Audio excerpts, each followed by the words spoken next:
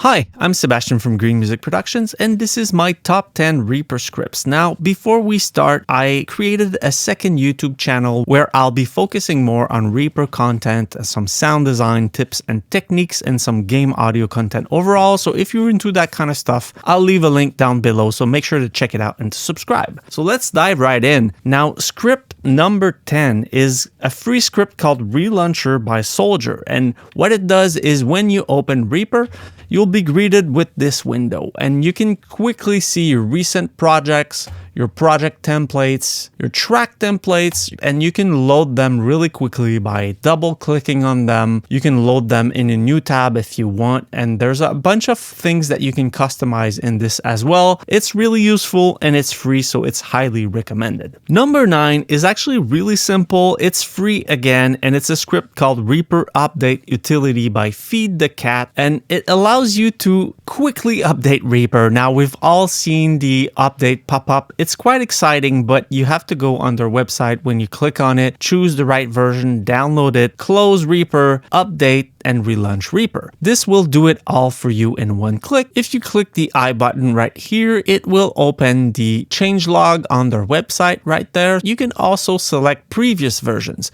So let's say you have a lot of crash with the latest version, you can easily go back to a previous version. Number 8 is what you see down here, and it's called Global Sampler by BirdBird. It's another free script, and what it does is it will capture your main output at all times. So let's say you're doing a bunch of things and you did something that sounded great. It will be captured here, and you can just drag and drop it right back into your project, just like that. So it's really useful, it's free, so make sure to check it out. Number 7 is a script called SlipView by Laxemann Beilmann, and for now it's still free. Now, we've all been through slipping through a file. Let's say there's content on the left and right side and not being sure where it is and trying to find it. This script will give you a visual preview of what's on the left and right side, so you can really quickly find what you're looking for. Number 6 is 2 scripts actually, and they are not publicly available since I made them and I'm still tweaking them a little bit, but I record all of those videos in OBS and I edit them in Reaper. So OBS has a lot of great features that are not necessarily supported by Reaper. For example, I record multiple audio channels in OBS, so my mic is one channel and the DAW sound is another channel, but when I import that video into Reaper, it only sees the first track, so I only have access to one audio track. So I made a script. I used AI quite a bit since I'm not a great programmer yet, but it really helped me create those scripts. My first script will explode all of the audio track from that video track into Reaper. And the second one, OBS recently added a feature to really quickly add markers while you're recording. So I can use a keyboard shortcut when I mess up and it's a mistake marker, and when it's a good take, I have another keyboard shortcut. And these are saved as chapter markers on the videos. And when you import that video into Reaper, it doesn't look for chapter markers. It doesn't know that it's there. So I created a script that look for those chapter markers and import them as Reaper markers with the right names. So I actually made a macro that combines those 2 scripts. So let me show you. So first, if you start the script, it will ask you for a video file. Let me just go into my OBS folder.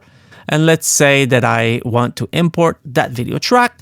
It will import the video where the cursor is. It will then look for some chapter markers that were created inside of OBS, and it will add them as marker. As you can see, start of the video, mistake, good take, mistake, mistake, good take. And then it will run the second script that exploded all the tracks. So I have 2 audio tracks plus 1 video track. And by default, the script looks for, since in my template, I already have a video track, a mic track, and a DAW track with plugins on them. It will actually import them on the right track. So I'm ready to go with the plugin already loaded. But if it doesn't find them, it will create those tracks instead. If you're interested in getting those scripts, they're not available, but leave a comment down below and I'll be happy to share them with you. Number 5 is another free script called Little Chordbox. So for those who uses MIDI inside of Reaper, it's really nice because it will add a box here that is telling you what chord you currently have selected or what chord you are hovering. So it's really useful not only to see what chord you have selected, but you can also right click on it and export the chords as text event, notation event, take markers, project markers, region markers, or chord track. So if I select chord track, it will import some chord track right on top of my chords, similar to what you can find in Cubase. So it is really useful, especially if you're a musician and you use MIDI in Reaper. Number 4, you've been looking at it the whole time. It is NVK theme. So it was recently released and it looks amazing. One of the reasons why I really had a hard time at first to get used to Reaper is because it used to look like Windows 98. It was really not inspiring. It was ugly. They made a lot of effort since version 6 to improve on the color scheme and the themes, but I was never really 100% happy with the theme. So NVK theme for me is almost perfect. As you can see, it moved the insert to the right side. The colors look beautiful. I was able to tweak the transport at the bottom as well. And it comes with a fully fledged script that allows you to choose different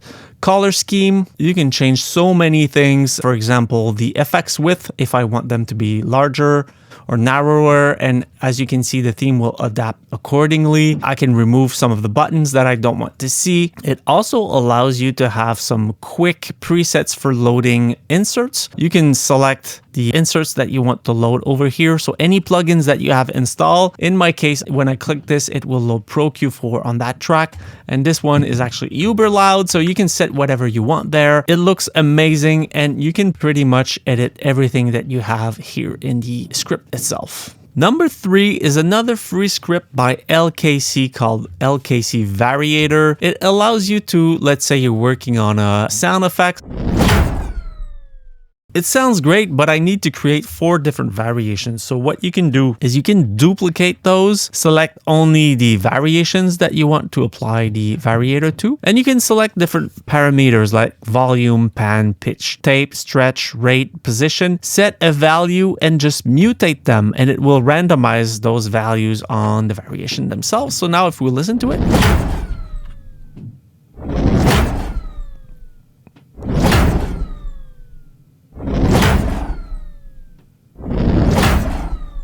so they're all a bit different. And obviously, if you want more, you can increase those, and you can also use the churnable mode. So let's try it out right now.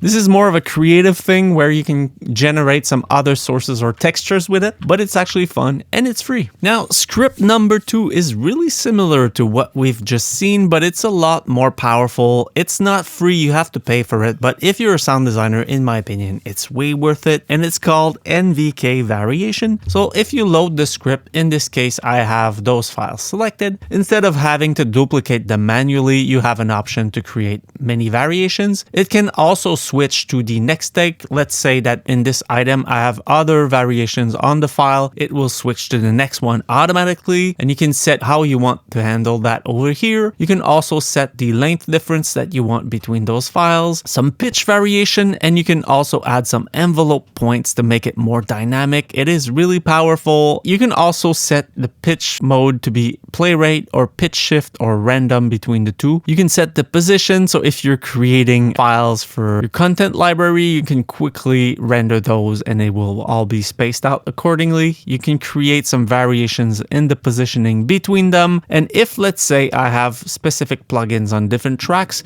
this will shuffle them on different tracks, so it will give you really interesting and creative results. Same thing for the volume. You specify an amount of dB. You can also specify some envelope points. So it's creating different random envelope points on all of those files to make them different. You can specify a percentage of mutes, some panning as well. Again, some panning envelopes and some tone difference, and it will actually load an EQ on them. Again, some envelopes. The cool thing is when you have the plugin loaded, it will skip the silence between them. So let's say that I want to listen to the variations.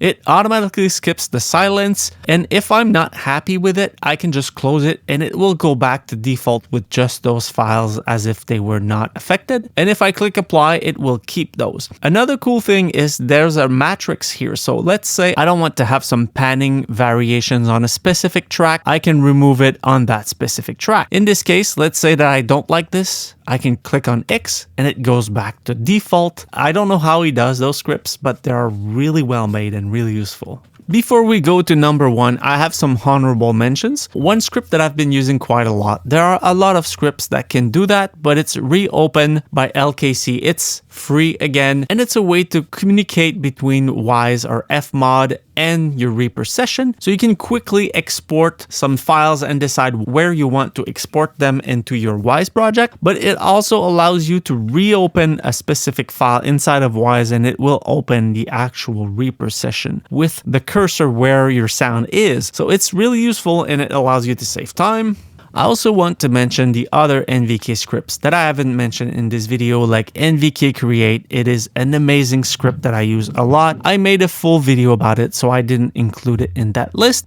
There's also NVK Auto Doppler. It's amazing for creating whooshes really fast or interesting sounds. Loop Maker will make any sound loop really fast. NVK Search is super useful, so make sure to check out those scripts. I'll leave a link obviously to his website down below. They're all amazing. And number one is NVK Workflow 2 by NVK again. And it's not only one script, but a huge collection of super useful scripts, especially if you're a sound designer or you work in post. These scripts are a workflow game changer in my personal opinion. As you've seen before, you have those take markers automatically generated on the file. That's part of Workflow 2. It will detect the transient on those files and generate those take markers. It will do it even if you have a lot of sounds on one item. So it will generate take 1, 2, 3, 4, 5, and you can do a bunch of things with it. So I can really quickly make it shrink with an automatic fade. So let's say I'm designing a sound with different layers. I can quickly toggle between the different takes and edit them really quickly. It also creates some folder items. So these are folders that I can use to quickly edit all the items. Let's say, for example, that those files all have other takes in the same item. If I use a specific script, it will duplicate them and automatically go to the next take. So I get unique variations really quickly by using this. There are scripts to use your mouse wheel to pitch shift the files directly, to automatically trim and fade the files. There's a really powerful rename script. Here I have some settings when I press the space bar to have an underscore automatically. And I want, let's say I have multiple variations selected. It will add a number at the end. So I can just type in SFX, press the space bar, it does an underscore, let's say whoosh. And if I have multiple files selected, it will always raise by 1. If I change to, let's say, selecting those files instead, I can see them there and see how they will be named. It also supports UCS. So if you're trying to make sound libraries, this is really useful. I struggled a lot with Excel sheets before, but now let's say this is a whoosh file. So if I type whoosh, I can select the right one according to the description that was there, and it will automatically adapt the naming scheme for me. Another great tool included in this collection is the reposition tool. So let's say you have a bunch of gunshots and you want them to be spaced out by, I don't know, 2 seconds. You can quickly do that, but that's not all. You can scale them really quickly by using the slider. You can add curves. So let's say I want, I don't know, a spinning sound to do like I can really quickly do that with this. You can add some random offsets between them. And I also use them to align some vertical sounds. So if I go back to this, let's say that I imported all those sounds differently and they're not aligned. You can quickly align all the vertical files using their take markers so that the transient is perfectly aligned with the other files. Or you can decide if you want to quickly align them with the start of the event. It's really flexible and you can create presets. So you can assign keyboard shortcut to those presets. So in this case, I have one that aligns them using the take marker as it is right now. So I can assign that to keyboard shortcut and really quickly align them. Another script that I really like is the new Render Smart in Workflow 2. Again, you have different presets, but you have a lot more options now. You can decide on a tail, some fade in, fade out, all the channel settings and sample rate, bit rate, etc. You can bring it back into your project, create loops out of those, create some sausage file if you're creating, again, a sample library and you want to have that boom library style of files. You can also specify different settings on different items that you have selected. You can have them copied to a different directory with a different name if needed. So let's say again that I want to import a sound that I designed in Wise, but I also want to add it to my libraries.